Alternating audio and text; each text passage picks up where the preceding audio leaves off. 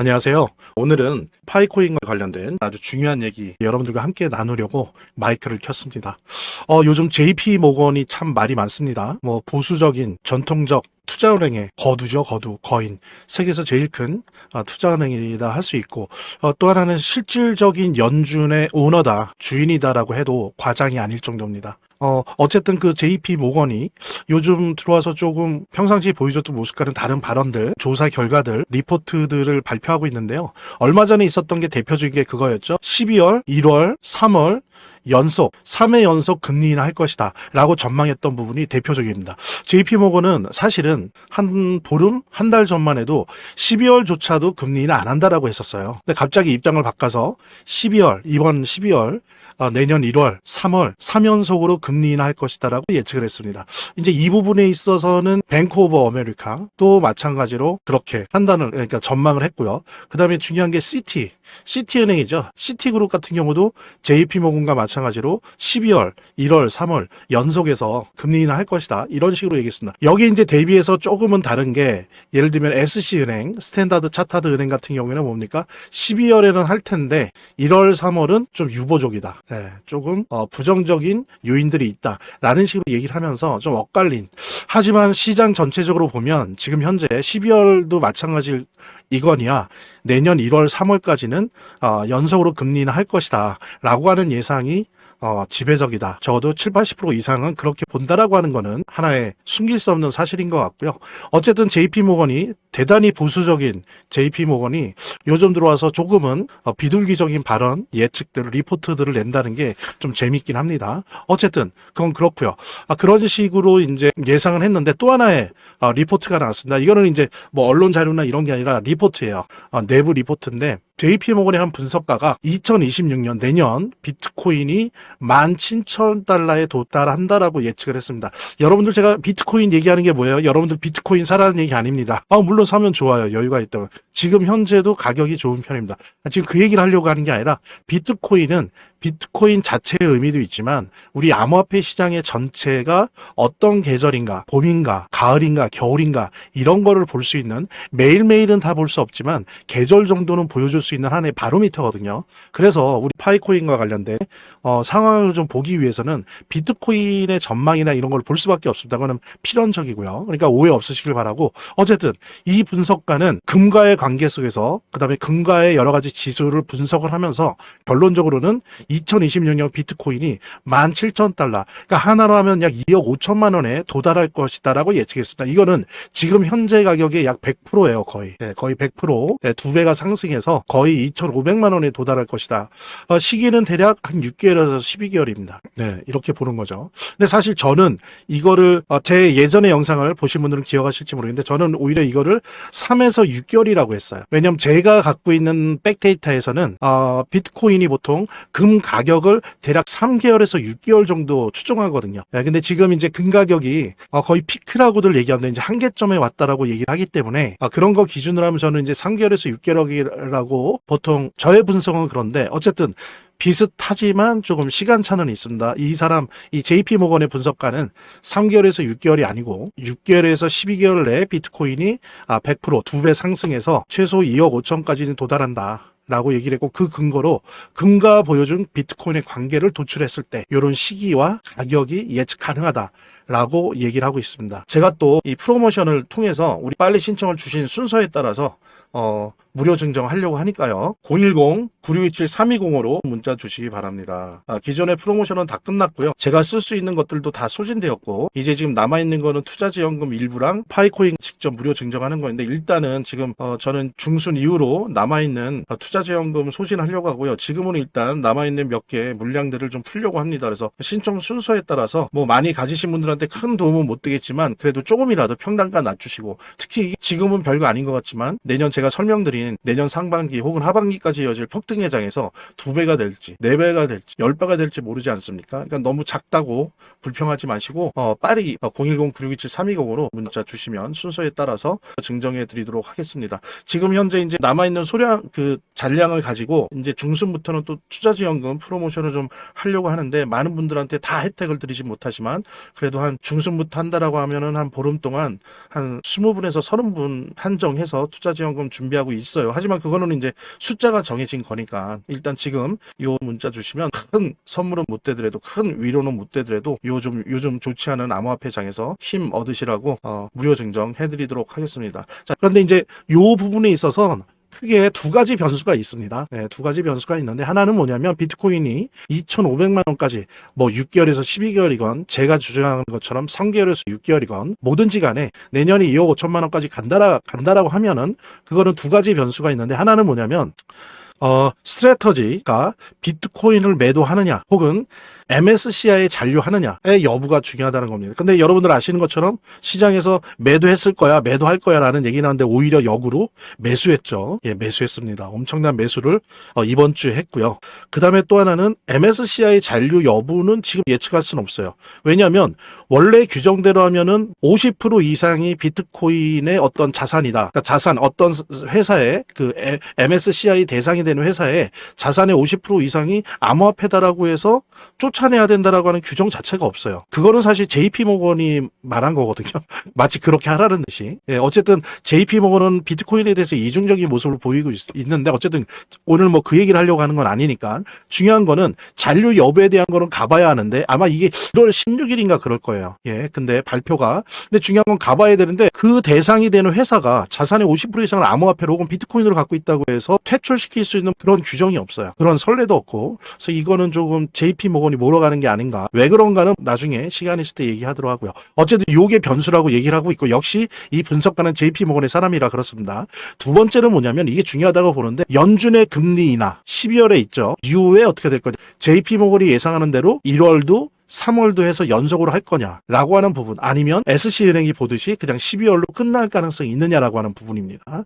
그 다음에 이제 두 번째로는 양적 완화를 연준이 할 거냐 말 거냐, 즉 QE를 금리 인하뿐만이 아니라 실질적으로 QE라고 볼 수 있는 양적 완화 조치를 택할 것이냐 실행할 것이냐라는 부분도 중요하다라고 하는 부분 우리가 이제 두 가지 변수를 볼 수 있는데 이 부분 금리 인하 부분과 양적 완화에 대한 부분은 두 번째 페이지에서 함께 살펴보도록 하겠습니다. 자, 이제 두 번째 페이지에서 더 본격적인 얘기 할 수 있을 것 같은데요. 지금 여기 보면 연준의 스텔스 QE, 즉 스텔스라는 의미 뭡니까?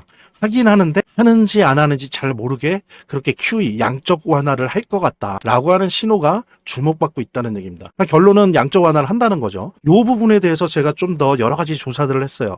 데이터들 이 기사를 보고 실제 백데이터들을 여러 군데 가서 좀 확인을 해서 이 부분 정리를 해서 여러분들과 함께 공유하도록 하겠습니다.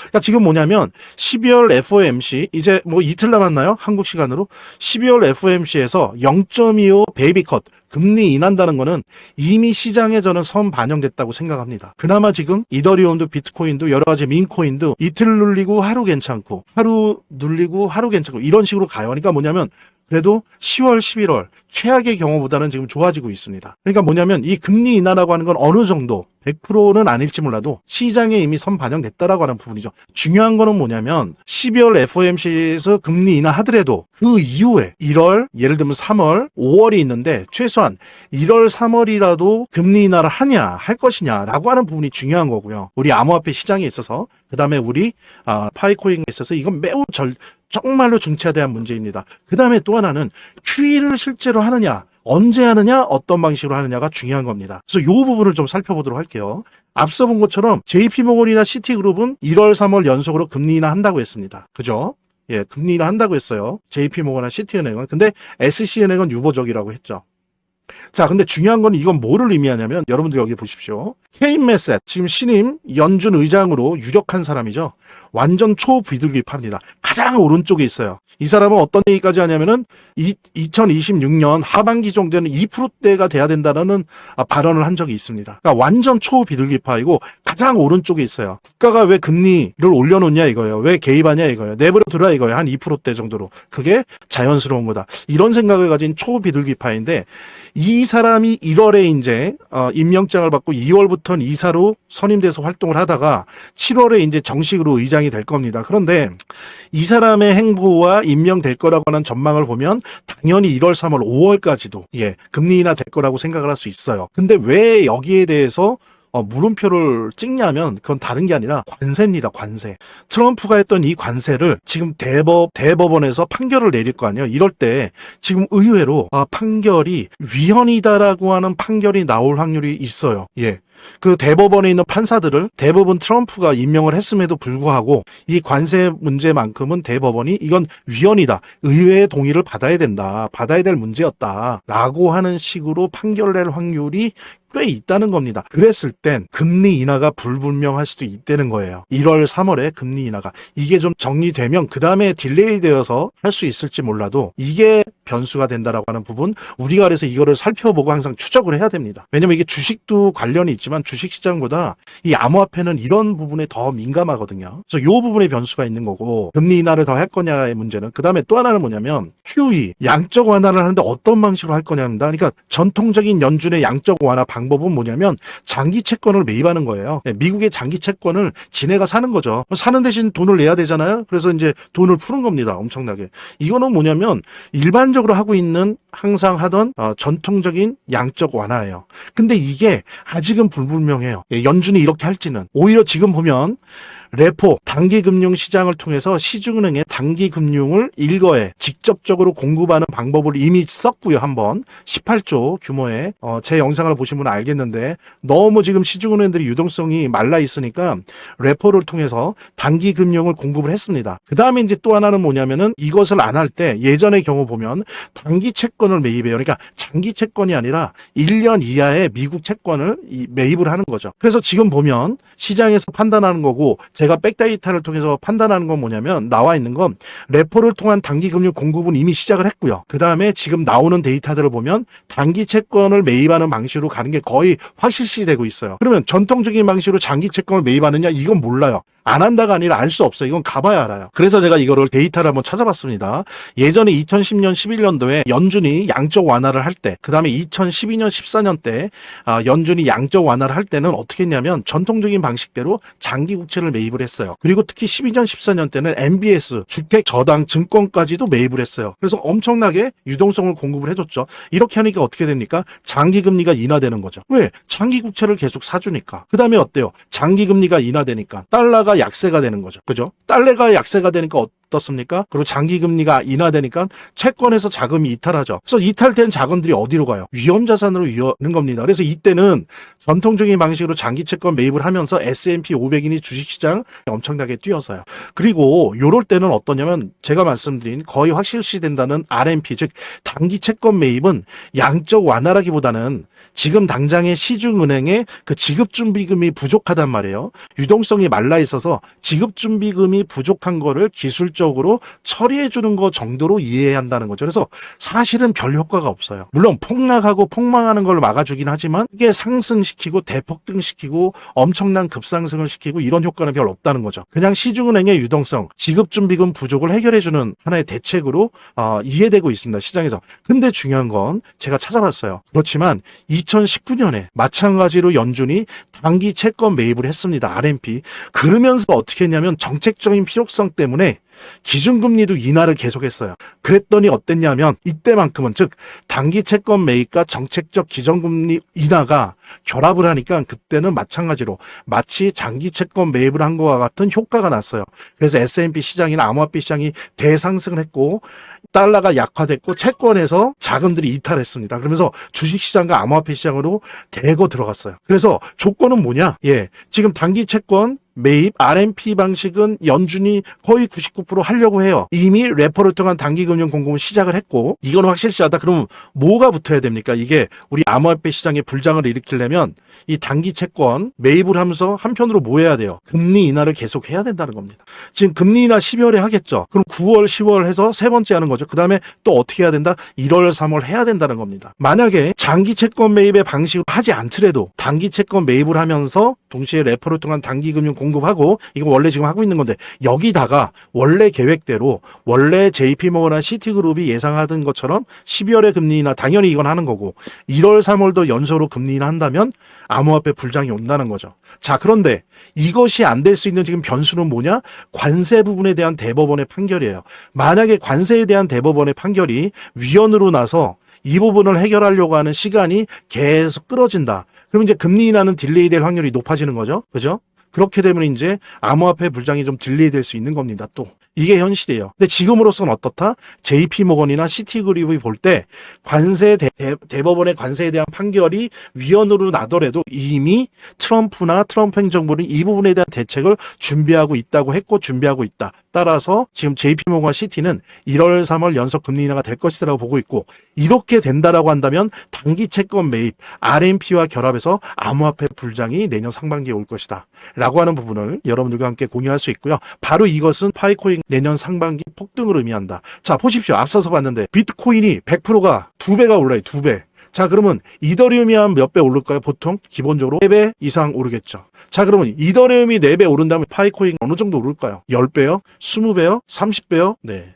그렇습니다. 이러기 때문에 내년 단기 채권 매입 RMP의 금리 인하가 연속으로 1월, 3월 결합되어지면서 암호화폐 불장이 올 가능성이 매우 높다라고 하는 것. 그거는 제 혼자 주장하는 게 아니라 JP모건이나 시티그룹도 그렇게 생각하고 있다는 부분 여러분들과 함께 공유하면서 010-9627-3205로 문자 주시기 바랍니다. 기존의 프로모션은 다 끝났고요. 제가 쓸 수 있는 것들도 다 소진되었고 이제 지금 남아있는 거는 투자지원금 일부랑 파이코인 직접 무료 증정하는 건데, 일단은 지금 저는 중순 이후로 남아있는 투자지원금 소진하려고 하고요. 지금은 일단 남아있는 몇 개 물량들을 좀 풀려고 합니다. 그래서 신청 순서에 따라서 뭐 많이 가지신 분들한테 큰 도움은 못 되겠지만 그래도 조금이라도 평단가 낮추시고, 특히 지금은 별거 아닌 것 같지만 내년 제가 설명드린 내년 상반기 혹은 하반기까지 이어질 폭등 예장에서 2배가 될지 4배가 될지 10배가 될지 모르지 않습니까? 그러니까 너무 작다고 불평하지 마시고 빠르게 010-9627-3205로 문자 주시면 순서에 따라서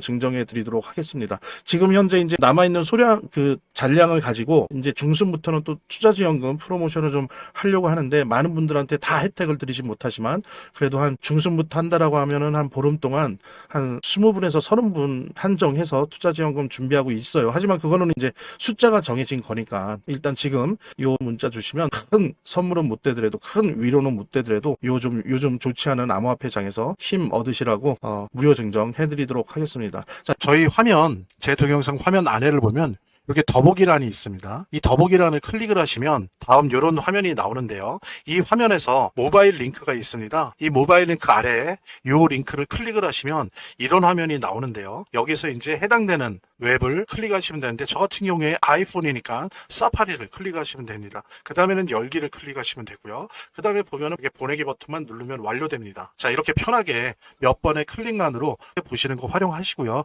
구독자 및 시청자분들에게 간단한 안내 드립니다. 이 화면의 고정 댓글에 보면 구독자와 시청자분들에게 드리는 혜택 설명이 있거든요. 꼭 한번 봐주시기 바랍니다. 구독과 좋아요 한 번씩 눌러주시고요. 제 채널의 유일한 에너지니까요. 다음 영상에서 다시 찾아뵙겠습니다. 시청해주셔서 감사합니다.